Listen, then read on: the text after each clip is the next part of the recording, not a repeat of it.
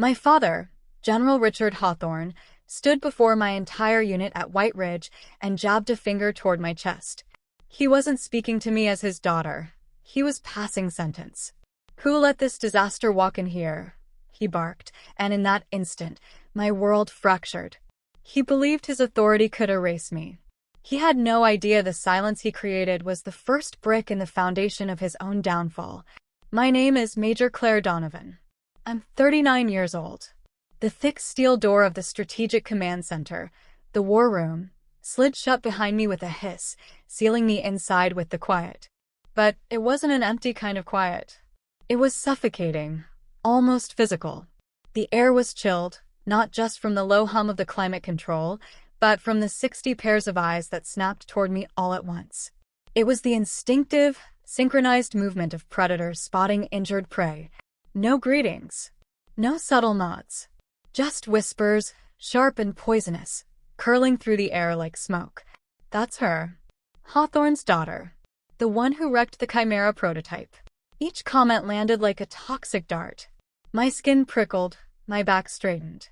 My training took over, shoulders square, chin high, eyes forward.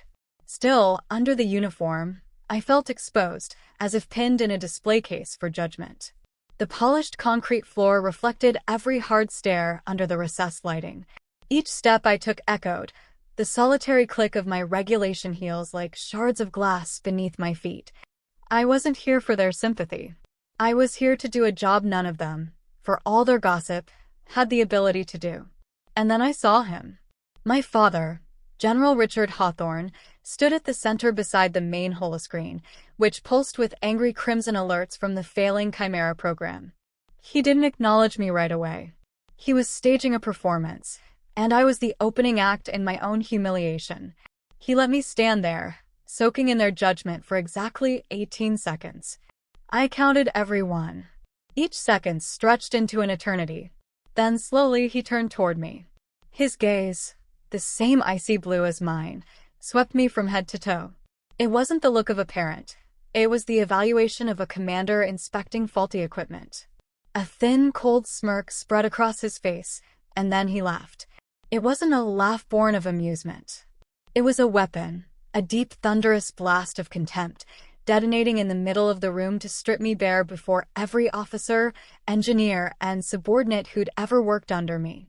The sound ricocheted off the sterile walls, a public declaration of my worthlessness. When the echoes finally faded, a chilling silence remained. He let it linger before speaking, his voice a low growl, each word striking like a hammer. "Who let this failure in here?" He didn't use my name, not my rank, just a single noun. Failure, rewriting my 15 years of service and my lifetime of accomplishments into one damning label. His arm extended, finger aimed squarely at me, the final gesture of condemnation. Beside him, Chief Engineer Ryan Caldwell, his chosen heir, his golden protege, smirked with smug satisfaction. He wasn't just witnessing my public execution, he was savoring it. In that moment, my world didn't collapse because of a malfunction or an explosion. It crumbled under the crushing weight of 4 words from my own father. The floor seemed to tilt. Faces around me blurred into a watercolor of scorn and pity. My throat tightened, grief and fury twisting together until I thought I might choke. My mind emptied to a blinding white nothing. My knees trembled, threatening to give way. Just as the darkness began to close in, the far doors of the war room hissed open again. A woman entered, small in frame, dressed in a simple dark pantsuit, salt and pepper hair pulled into a severe bun. Yet she carried an undeniable authority that instantly silenced the room more effectively than my father's bark. It was Dr. Margaret Vance, armed with the full weight of the Pentagon. She didn't stop to acknowledge anyone else. Her stride was unwavering, her gaze as precise and cold as a surgeon's scalpel. She halted just a foot from my father, forcing his eyes to meet hers. "Actually, General," she said, her voice quiet but slicing through the air like a blade, cold as the Nevada desert at night.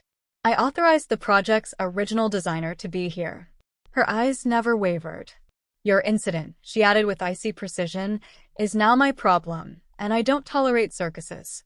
Her words hung there, a steel shield that had just intercepted his killing blow.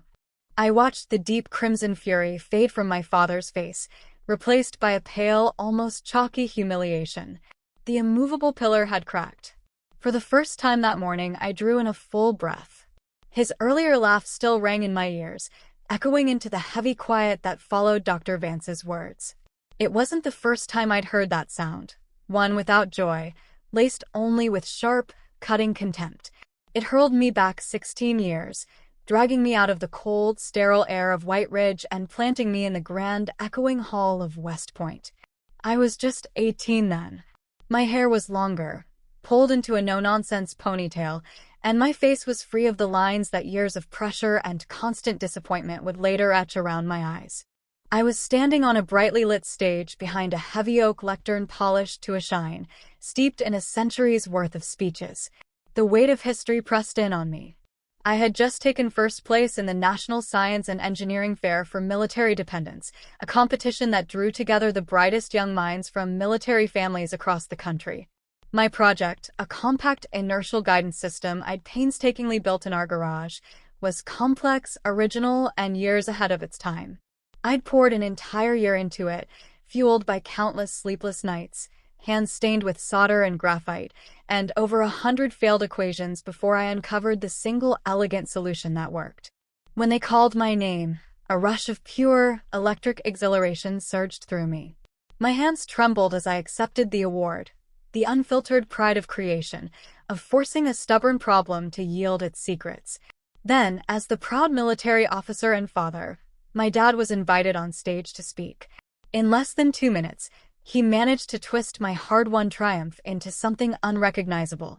Standing tall in his immaculate dress blues, the very image of military honor, his voice, trained to command entire battalions, rolled smoothly through the microphone. He began with talk of teamwork, of the core values of leadership that West Point embodied. His words were polished and persuasive. Then he gestured to the audience, pointing at my younger brother Adam, lounging in the third row with an expression that bordered on boredom. Adam's total contribution had been half-heartedly helping me glue the presentation onto poster boards the night before the event. "Claire's success today," my father declared, his tone dripping with a false sincerity that made my stomach knot, "is a testament to the outstanding leadership of my son Adam." It was Adam who brought the team together and made sure the project stayed on track. The hall erupted into polite, then enthusiastic applause. They weren't clapping for me. They were clapping for a lie, a perfectly packaged story of brotherly collaboration that had never happened. I stood there on that stage, gold-plated trophy in hand, feeling completely invisible. The weight of the award was nothing compared to the hollow void opening in my chest. He hadn't just downplayed my work. He had erased me from it, gifting my achievement to his favored son. After the ceremony, Adam strolled up to me, face glowing with unearned glory. He clapped my shoulder in casual camaraderie, though it felt like a slap. "Nice work, sis," he grinned. We did it. That word, we, hung between us like a monument to his blindness. He didn't even see the theft. Years of basking in the glow of my effort had made it second nature for him to accept the rewards without question. My father had taught him that entitlement. I looked into my younger brother's eyes and saw no guilt, only the comfortable arrogance of someone convinced they deserved the fruits of another's labor. My father's betrayal had been a sharp wound, but to see it reflected in Adam so effortlessly was another injury entirely, one laced with a slow-acting poison. That night, I sat alone in the guest barracks. The trophy sat on the cheap laminate desk, its gold finish looking gaudy under the dim light. A soft knock sounded, and the door opened to reveal my uncle, my mother's brother, a brilliant, soft-spoken, perpetually tired senior NASA engineer. He had driven 7 hours from Virginia just to be there. He said little. No hollow comfort, no criticism of my father. He simply walked to the desk where my original hand-drawn schematics lay and placed his large, calloused hand gently over the intricate lines and calculations, a quiet gesture of deep respect. "They can cheer for the story, Claire," he said, his voice a low, steady rumble. "Stories can be rewritten. But this machine, it only obeys the truth. And you're the one who created that truth." He lifted his gaze from the pages and met mine. Never forget, he said, leaning closer, his voice dipping to a low, almost secretive murmur. You're an engine whisperer. You hear what others can't. Those words didn't erase the wound, but they did something far more lasting. They built a quiet fortress inside me. A hidden sanctuary where my worth wasn't defined by applause or rewritten by my father's stories. It was shaped from the stubborn, unchanging truth of metal and logic, a language my uncle and I spoke fluently. That fortress kept me whole, but it didn't cover the bills. Truth needs a place to take shape, a workshop where steel and circuitry can become reality. When I left the service, I drained every cent of my savings into a corrugated steel shed on the outskirts of Las Cianas, New Mexico. Garage 19. My tiny empire of rust and grit. In summer, it baked like a furnace. In winter, it bit like ice. The air clung with the scent of motor oil, scorched metal, and the burnt, bitter coffee I kept perpetually simmering on a hot plate. I'd gone from sterile high-tech labs to this. My new colleagues were a battered Craftsman toolset and a small, crackling radio that played old country songs like ghosts from another lifetime. I took any job that crossed my path, repairing water pump engines for the Chili farms, coaxing dying hydraulics back to life on rusted-out pickups, breathing life into generators older than I was. It was messy, physical, and exhausting, but it was honest. And it was mine. Most of the men who walked in wore the same expression, a deep, unspoken doubt. They'd take one look at a small, blonde woman with tired blue eyes and assume I couldn't possibly know my way around the machinery that kept their world running. I'll never forget one rancher, broad-shouldered, sunburned neck, permanent scowl. He tossed a set of keys onto my bench with a sharp clatter. If you break it worse than it is now, he grunted, I'm not paying you a nickel. I didn't argue. I didn't explain. I just picked up the keys and got to work. I spent nearly 14 hours straight on that diesel engine, scraping my knuckles until they bled, my face smeared black with grease until my reflection was unrecognizable. When I finally turned the key, the motor didn't just start. It came alive, steady and strong, with a rhythm it probably hadn't known in a decade. The rancher stared between the purring machine and my calloused, oil-streaked hands. The contempt in his eyes softened into a grudging respect. He paid me in cash, said nothing, and drove off. That was a good day. One evening, after losing a battle with a stubborn transmission, I slumped against a stack of old tires, the dust settling around me. I cracked open a Cold Coors Banquet, blue-collar champagne, and scrolled through my phone. That's when I saw it. An email from Adam. Subject line, big news. He was writing to brag. He'd just been promoted to project manager at a major defense firm. He gushed about his latest, innovative approach to streamlining supply chain logistics, an idea I recognized instantly. I'd sketched it for him years earlier on a napkin when he was drowning in business school assignments. I read, sipping the bitter beer, tasting the familiar tang of injustice on my tongue. Adam was in an air-conditioned office, collecting promotions off ideas I'd given away, while I sat in the dirt wrestling with stripped bolts. I drained the can, deleted the email, and let the heat of anger rise. But this time, I didn't let it pull me under. Sore and tired, I stood and funneled that fury into a project I'd been tinkering with for weeks. A hulking Cold War, era generator every mechanic in the county had declared beyond saving. I worked through the night. Not for money. Not for a client. For me. My uncle's voice echoed in my head. You hear things others can't. So I listened. I ran my palms along the cool steel, feeling its muted tremors. I shut my eyes, letting the faint hum of auxiliary power guide me. Hours later, I found it.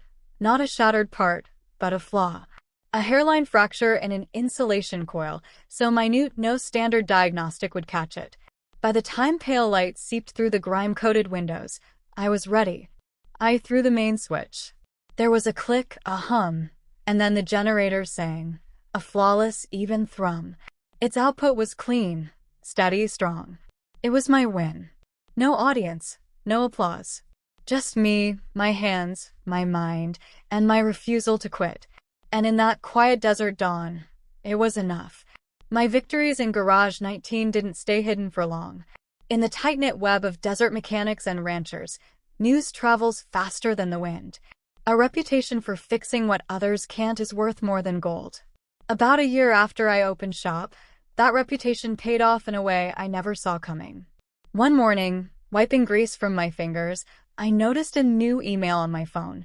The sender's address was nothing but a mess of numbers and letters, heavily encrypted. The message was short, stripped clean of courtesy. We have a technical issue. Your expertise is required. Absolute discretion. A vehicle will arrive tomorrow at 7:45. No signature. No company name. No letterhead. Every ingrained military instinct told me this wasn't a job to fix a busted water pump. The part of me trained to spot danger urged me to ignore it. But the engineer in me, the part that thrived on puzzles, was hooked. Curiosity won. I replied with one word, confirmed.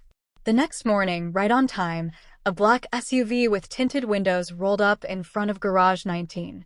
The engine purred so quietly it was almost unsettling. Everything about it said federal agency or private defense contractor. We drove deep into the Chihuahuan desert to what, at first glance, looked like a neglected cattle ranch. But the discreet high-resolution cameras hidden beneath the barn's eaves told another story. The woman waiting for me was petite, her salt and pepper hair pulled into a severe bun. Her tailored charcoal suit seemed almost absurd in the dusty heat, but it was her eyes that commanded attention. Sharp, calculating, carrying an authority that didn't need to be announced. "Margaret," she said, offering her hand. The grip was firm, her focus unwavering. Without a word wasted on small talk, she guided me past the rustic shell and into a pristine, state-of-the-art laboratory. There, secured on a testing cradle, sat an engine prototype that stopped me cold. I recognized the architecture instantly, an advanced evolution of a DARPA model I'd studied years ago. "Everyone says it's dead," Margaret said evenly. "They've tried everything. What's your take?" I spent the next 48 hours in that lab. Barely ate. Didn't sleep. It was just me and the machine. I didn't bury myself in the mountain of diagnostic data they'd compiled. That was their mistake. They were looking at the numbers, not listening to the system. I placed both hands on the metal casing, closed my eyes, and let the subtle harmonics speak. There it was, a faint stutter in the fuel injection cycle, a microsecond glitch so tiny that automated diagnostics ignored it as within tolerance. It wasn't broken. It was simply out of tune. I drafted a new control schematic and a software patch to recalibrate the controller logic. When I presented my plan, Margaret sat across from me without interrupting once. Her gaze was sharp, not just hearing my words, but understanding the thinking underneath them. When I finished, she was quiet for a beat before speaking. "You're not just turning wrenches," she said. "You're communicating with it." It was the first time anyone had truly put my process into words. "Ms. Donovan," she continued, the formal use of my surname landing with unexpected weight. 3 years ago, the Pentagon lost a critical asset. I've reviewed the official report on the Chimera prototype failure. I've also reviewed your unedited schematics. They don't match. My chest tightened. She knew. "Your skill," she said, her tone softening just slightly as she slid a thick consultant contract toward me, "should be compensated, not buried. It deserves recognition, not erasure." Her words hit with the force of an explosive on a wound I hadn't realized was still raw. Then she leaned in. "The Chimera project is circling the drain. I need you back. Not as a general's daughter, not as a scapegoat, but as the best engineer I've ever met." In that bright, sterile lab, tears spilled down my cheeks for the first time in years. But they weren't born of humiliation. They were gratitude. Relief. Have you ever had a moment where a stranger sees you with more clarity than your own family ever has? In minutes, this woman had given me the one thing my bloodline had denied me my whole life: trust. Stepping back onto White Ridge felt like walking into a ghost story where I was the specter. Word of my return under Dr. Vance's direct orders rippled through the base like a shockwave. My father couldn't openly challenge a Pentagon mandate, but his skill in asymmetrical warfare meant I still felt the chill of his disapproval in every hallway. The first technical briefing was his first strike. I was there as a consultant, but also the original architect of the system they were failing to resurrect. That fact hung in the air like static. I began to outline my diagnostic theory, explaining the subtle frequency modulation I'd uncovered in the desert lab. I barely got through my opening before Ryan Caldwell, my father's polished protege, cut me off.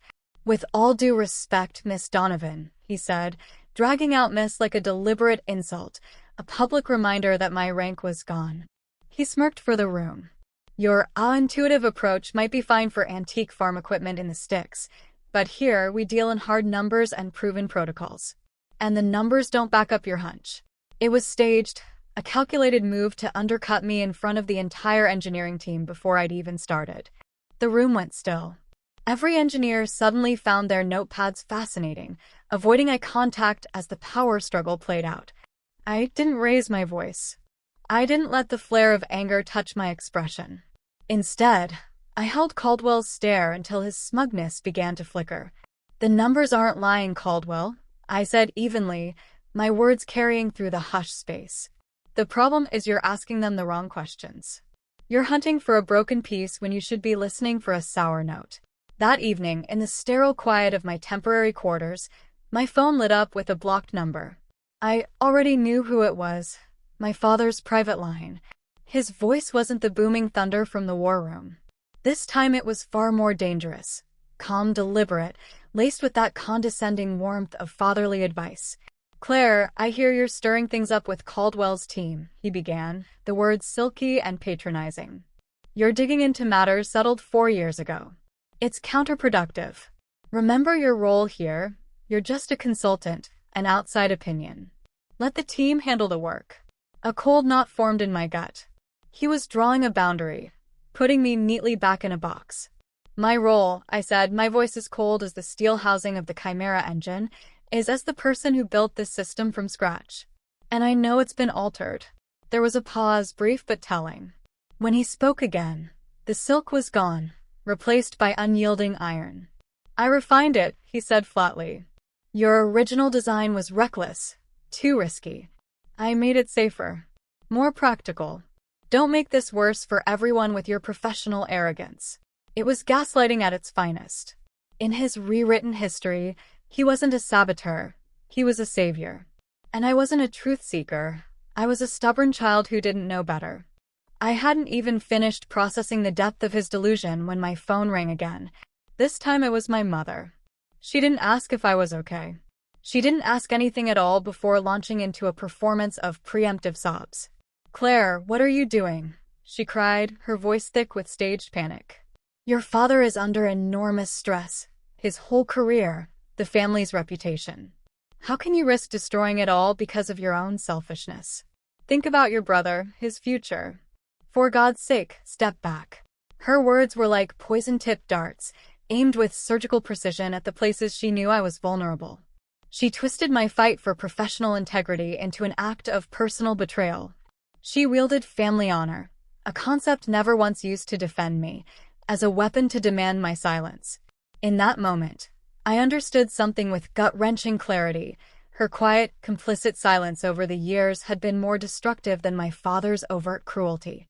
He was the storm. She was the stagnant, toxic air that let the rot take root. She was the chief enabler. Something in me, a wire pulled tight for 3 decades, finally snapped. "Mom," I said, startling even myself. My tone wasn't pleading. It wasn't trembling. It was ice-cold and razor-sharp. "The family's honor died 4 years ago, when not one of you stood up for the truth. Claire, don't you dare take that tone with me. I will not." I cut in each word crisp. "Step back. Not this time." I hung up. When I looked down, my hand was shaking, but not from fear. This was rage, pure and white-hot, the kind that could cut through steel. The slow ache of old injustices had ignited into a blinding, focused fire. I knew then that memory and instinct wouldn't be enough. My word against a general's meant nothing. I needed proof, irrefutable, documented, undeniable. Evidence that would speak to Dr. Vance, to the world, and to the fractured parts of myself that still doubted. The real war had just begun. The calls hadn't drained the anger. They'd refined it into something cold and purposeful. Sleep was out of the question. My parents' voices weren't just echoes anymore. They were fuel. In the pre-dawn dark, I sat at my secure terminal, the pale green glow of the monitor washing over my face. At that moment, I shed the skin of consultant, a victim's daughter. I was an investigator again. A soldier. And the mission was truth. I wasn't going to wait for permission or play by their carefully stacked rules. Drawing on the old skills from my days in technical intelligence, I began probing the base's internal network, not with brute force, but with a series of quiet, deliberate steps that mimicked the logins of a low-level systems admin. I wasn't after classified documents that would set off alarms from here to Langley. I was digging in the digital graveyard, long-term archives, auxiliary maintenance logs, temp data caches. The forgotten corners nobody bothers to scrub. I navigated the tangled directory tree like a lone hunter in a silent digital wilderness. I didn't know the exact shape of my prey, but I could sense its scent, a trail of lies buried in the code. Hours slipped by in a blur of methodical searching, my pulse pounding with a volatile mix of dread and adrenaline. Then I found it. It was tucked away in a subfolder, so blandly named it was almost invisible. Temp calibration reports, archive Q3. Inside was a detailed log of modifications to the Chimera's emergency alert sequence. My original design, a 6-phase waterfall system that delivered escalating, nuanced warnings to allow intervention, had been gutted. In its place, a crude, all-or-nothing 2-stage trigger. But it was the authorization at the bottom that stopped my breath cold. Not a board. Not a panel. One administrative override, executed by General Richard Hawthorne himself. His digital signature sat there in stark black, next to a timestamp, 2:28 a.m., less than 24 hours before the prototype detonated. He'd done it personally in the dead of night alone. My hand clamped over my mouth to trap a gasp. This wasn't an accident. This wasn't a panic decision under pressure. This was deliberate sabotage. And that wasn't even the worst of it. Fueled by rage and a terrible clarity, I dug deeper, tracing every data fragment tied to that timestamp. That's when I found the file that destroyed the last thin layer of denial I'd been clinging to. It was a scanned image of my own hand-drawn schematic for the thrust vectoring valve, the exact component whose failure had triggered the explosion. Attached was a scanned handwritten note on official letterhead. I knew that sharp, angular script as well as my own. Positioning altered per recommendation of Chief Engineer Caldwell to improve initial launch efficiency, RH. It was a lie. A calculated, venomous lie. Ryan Caldwell would never have made a change so blatantly ignorant of fluid dynamics. My father hadn't just approved a fatal alteration. He'd forged a false paper trail to justify it, throwing his protege under the bus to create a neat, sellable narrative. He had built my professional coffin and signed another man's name to it. Something inside me splintered clean through. Years of being overlooked, manipulated, erased. They fused into one point of cold, diamond-hard fury. This was no longer about a destroyed career. He had been willing to let me carry the blame for a disaster he'd engineered with intent. As I sat there, breathing in shallow bursts, one last search result surfaced. A social bulletin from the Fort Davis Officers Club, dated the day after my resignation. It announced a cocktail reception hosted by General Richard Hawthorne, celebrating the successful and efficient restructuring of the Chimera project. He'd thrown a party. He'd toasted with expensive scotch on the ashes of my life's work. I felt as if I were standing naked in the center of a vast, invisible coliseum, the jeering crowd unseen but deafening in my ears. Then, in a strange twist of timing, the old radio in the corner crackled to life. A late-night rebroadcast carried a speech I recognized immediately. Brené Brown. It is not the critic who counts, not the man who points out how the strong man stumbles. The credit belongs to the one in the arena, whose face is marred by dust and sweat and blood, who, at worst, if they fail, at least fails while daring greatly. I closed my eyes, letting the words pour over me like balm on an open wound. Yes, I had been in the arena, and I'd been knocked down. But I wouldn't stay down. Not this time. With a steadiness that felt almost alien, I copied everything. The logs, the altered schematic, the forged note, the party announcement. All of it went onto a heavily encrypted flash drive. It felt weighty in my palm, not because of the grams of plastic and circuitry, but because of the truth it held. I caught my own reflection in the blackened monitor. My face was pale, but my eyes burned with something new, a righteous, unshakable fire. You picked the wrong arena, General, I whispered to that reflection, making a vow in the dark. And now you're going to face the gladiator you forged.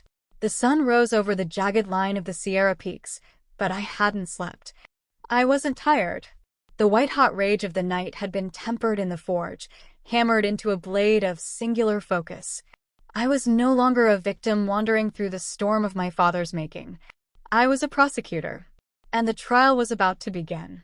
The flash drive in my pocket felt heavier than steel. The soldier my father had molded under decades of relentless pressure was armed at last. And every soldier, every prosecutor, needs a battle plan. I spent the morning sealed in the sterile temporary office they'd assigned me, a narrow, airless box that felt more like an interrogation cell than a workspace.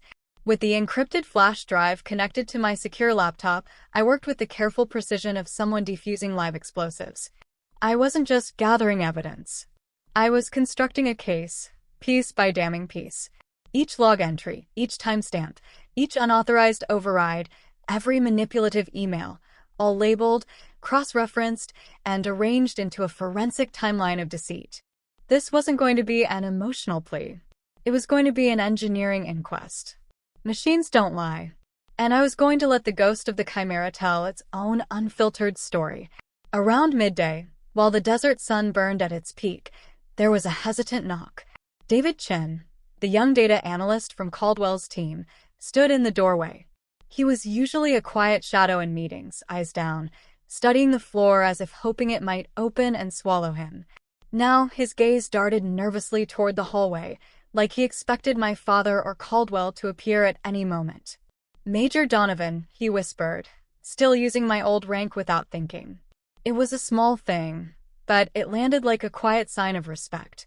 I know what happened 4 years ago," he said, voice low and shaky. "I was the junior analyst who ran the first data sweeps after the incident. I saw the original diagnostics before they were archived. Archived, the polite word for erased. I didn't say anything. I was scared. I've got a family, a mortgage." His words came in a rush, panic spilling out. Then he held out a small, plain USB drive. "This is my personal backup from that day. The unedited automated logs. I don't know why I kept it. It felt wrong. You should have it." I looked at his pale, anxious face and saw the war raging between his conscience and his fear. His late courage didn't erase years of silence, but it gave me the last, crucial piece I needed, the before to my after.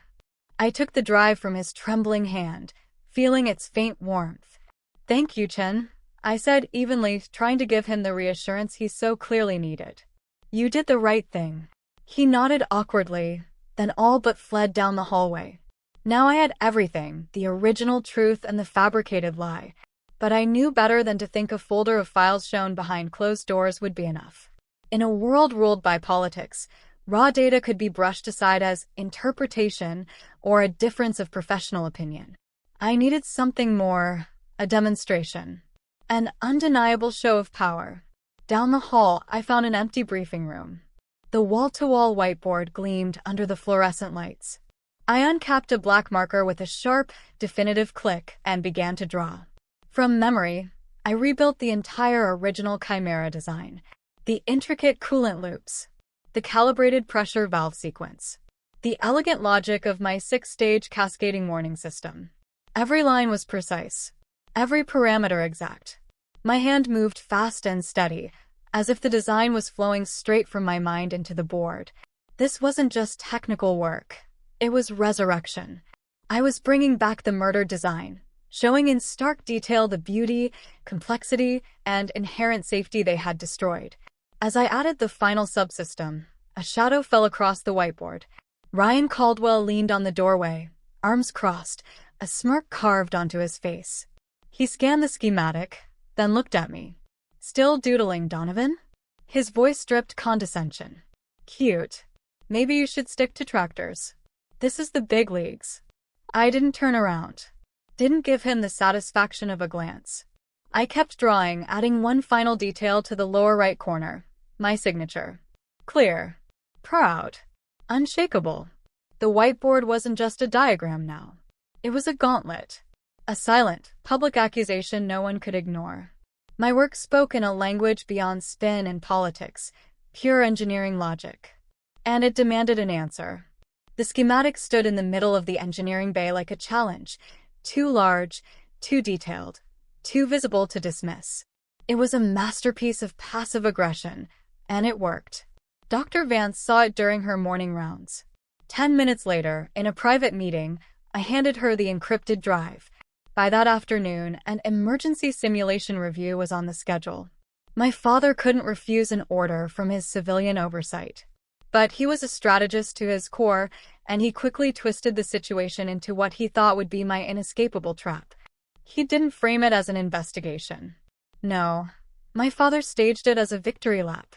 He called it a resilience demonstration, dripping with the kind of arrogance that comes from believing you've already won.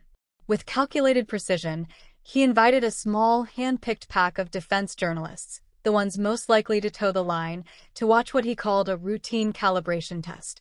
His goals were clear: humiliate me in front of the media and cement the story that, under his refined leadership, the Chimera project was under flawless control.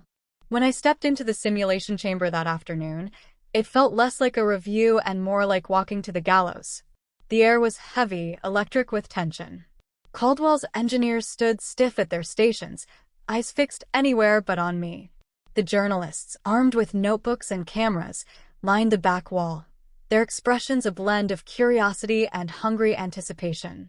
And in the center, like emperors about to watch the games, stood General Richard Hawthorne and his golden protege, Ryan Caldwell. They radiated smug confidence. This was their stage. They believed they were about to watch my final scene. At my father's curt nod, the test began.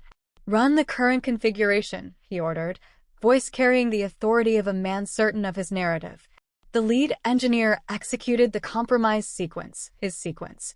On the massive holoscreen, the 3D render of the Chimera came alive. Data streams climbed steadily. For a moment, it looked almost stable. Then amber alerts flickered. Numbers bled into red. The simulated engine's roar twisted into a guttural groan. At exactly 94 seconds, the display erupted in a massive crimson warning. Critical failure. Rotor imbalance. Catastrophic event imminent. Right on cue, Caldwell slammed his hand onto the emergency stop. The simulation froze. He turned to the press, his expression the perfect mask of weary professionalism. "As you can see," he said smoothly, "the system suffers from certain instabilities inherent in its original design. We are working tirelessly to mitigate them." He was publicly pinning it on me. My father nodded solemnly beside him, sealing the lie. That's when Dr. Margaret Vance's voice cut clean through the performance. "Thank you, Mr. Caldwell." "Now," she said evenly, turning to the lead engineer, "we'll run the simulation again, using Major Donovan's original configuration." Major. She had given me my rank back in front of the room. The word jolted through me. Caldwell smirked as he took the encrypted drive from my hand, leaning close enough to whisper, "Let's see your ghost dance." The second run began. The system, accustomed to its watered-down parameters, bucked violently. Sirens screamed. Red light strobed across every console. The press exchanged knowing glances, murmuring to each other. Caldwell's eyes glimmered with triumph. But I was calm. This was exactly what I'd expected. "Pause simulation," I said, voice steady. I walked past Caldwell without acknowledging him and stopped at the main control interface. My fingers moved fast, overriding and recalibrating 3 core parameters: the fuel mixture variance, coolant flow rate, and harmonic feedback loop. I didn't need to check the data. I could feel the balance returning in my mind, hear the engine's rhythm in its digital heartbeat. I was speaking its language. Continue simulation. The room held its breath. The alarms began to die, one by one. Red warning lights shifted to amber, then green. The tortured groans smoothed into a deep, clean hum. The clock passed the fatal 94 seconds. Then 130. 180, 250. The full 300-second power cycle finished without a single hiccup, surpassing original efficiency projections by nearly 8%. The only sound was that perfect, unshakable hum. Cameras lowered. Shock replaced anticipation on the journalists' faces. Their lenses turned, not toward me, but toward the two men in the middle of the room. Caldwell stood frozen, mouth slightly open, the blood drained from his face. My father was a statue, his expression twisted into something between disbelief and fury. The Emperor, stripped bare in his own arena. The silence was deafening, louder than any explosion. It was the sound of a career ending. The fallout was immediate. The same journalists invited to watch my execution instead reported on a political coup, carried out not with rhetoric, but with precise, undeniable engineering. The story exploded across the defense press. Within a week, the Pentagon announced a formal inquiry. General Richard Hawthorne was suspended, pending a full review. Ryan Caldwell was terminated immediately for gross incompetence and misconduct. The empire my father had built over 4 decades, an empire of fear, enforced loyalty, and absolute control, was collapsing like a sandcastle under a rising tide. I didn't feel the rush I'd imagined. There was no fist pump, no glass raised in triumph. Only a deep, echoing emptiness, like the ringing in your ears after a long, brutal battle. The truth had won. The war was over. And I was exhausted.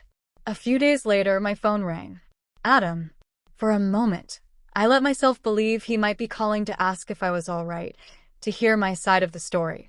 I was wrong. What the hell did you do? He shouted, voice cracking with rage. You ruined him. You destroyed Dad. All for your selfish ego. Do you have any idea how this is going to wreck my career? All my connections are tied to him. You've destroyed everything. I stood there, phone to my ear, listening to him pour out his fury, blame, and insults. Not once did he mention what our father had done.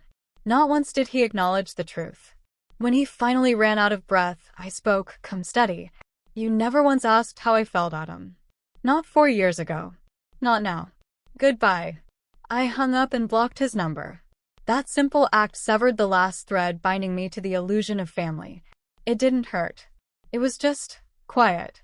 The final confrontation came days later. I was in Garage 19, covered in grease from a stubborn Ford F-150 transmission, when a sedan pulled up in a swirl of dust. My father stepped out. No uniform. Just civilian clothes that somehow made him look smaller, diminished. He seemed to have aged 10 years in a single week. He didn't apologize. He didn't even try. Instead, in a raspy voice, he began to explain, to justify. I just wanted to protect you, Claire. The design was too risky. I never thought it would go this far. The same script. The same tired lies. I raised a hand, palms streaked with oil, and he stopped. Don't, I said, my voice quiet but unyielding. Don't insult my intelligence. You didn't do it to protect me. You did it to protect yourself, your legacy, your control. His mouth opened, then closed. He stayed silent, because he knew I was right. I pulled a rag from my pocket and wiped my hand. Then I twisted the heavy gold ring on my finger, my West Point ring, the one he'd placed there at graduation. It was more than metal. It was a symbol of everything he represented: tradition, honor, and the suffocating weight of control. It was the last chain. I slid it off. The skin beneath was pale, indented from years of wear. I stepped forward and placed it into his open palm. I'm giving this back, I said, my voice free of anger or malice. I don't need your legacy.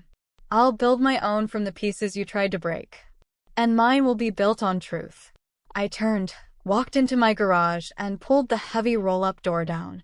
It slammed shut with a clang, leaving him standing alone in the dust. For the first time in 39 years, I felt utterly, breathtakingly free. A year passed. Freedom, I learned, wasn't a sudden rush of joy. It was a vast, quiet space. No expectations. No battles. No ghosts left to fight. The silence was daunting at first, but slowly, I began to fill it with my own voice. Garage 19 is no longer just my workshop.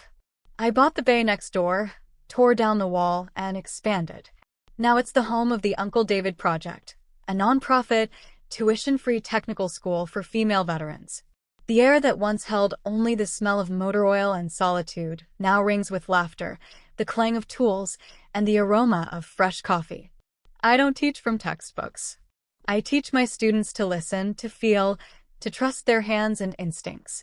I teach them that their worth isn't in a medal or a rank left behind, but in the skill to create, to repair, to understand. A few months ago, a thick manila envelope arrived stamped with the seal of the Department of the Navy. Inside was a handwritten letter from Dr. Vance. The investigation had closed. My rank, Major, was fully reinstated, with all back pay and benefits. The letter included an offer to head a new independent R&D division. "The Navy needs people like you, Claire," she wrote. "People with the courage to speak truth to power." I smiled as I read it, then folded the letter and placed it in an old wooden box where I keep my uncle's belongings. The validation mattered, but it didn't define me anymore. This afternoon, I crossed the shop floor to where a young Marine veteran was hunched over a stubborn transmission, shoulders slumped. I didn't lecture. I didn't correct. I just reached into my uncle's battered toolbox and pulled out a small, worn wrench, its handle smooth from years of his work. My uncle used to say, I told her quietly, "A good engineer doesn't force a machine. They persuade it," I said softly. "They listen. They ask what it needs." I placed the worn wrench into her hand. Her eyes, clouded moments earlier with frustration, brightened with a spark of understanding. She looked from the tool to me, then back to the engine, as if seeing both with fresh eyes. In that quiet exchange, I understood my legacy. It wasn't the Chimera project. It wasn't any single invention or accolade. It was this, the passing of knowledge, the continuation of skill and spirit. As the day wound down and the last of my students headed home, I sat on the old metal stool at the front of the garage, watching the sun sink behind the horizon. The New Mexico sky burned in shades of molten orange, bleeding into deep indigo, then settling into a bruised violet twilight. A year ago, this solitude would have felt like loneliness. Now it felt like peace. The silence wasn't something to fear anymore. It was a space I could fill with contentment. I had walked through fire, and I was not consumed. From the ashes of my past, I had built a new foundation. I am Claire Donovan, an engineer, a teacher, a survivor. And I am free. The desert wind curled through the open bay doors, whispering across the concrete. For the first time, it didn't sound like an empty, mournful cry. It sounded like music, a symphony of my own making. Finding that symphony wasn't simple. It demanded that I face the flames, stand in the arena, and confront ghosts I thought would follow me forever. It meant learning, finally, that my worth had never been theirs to measure. And I know many of you, hearing this now, have stood in your own arenas. You faced your own critics. You felt the weight of your own silence. The most important thing I can tell you is this: your story, your truth, carries a power no one can take from you.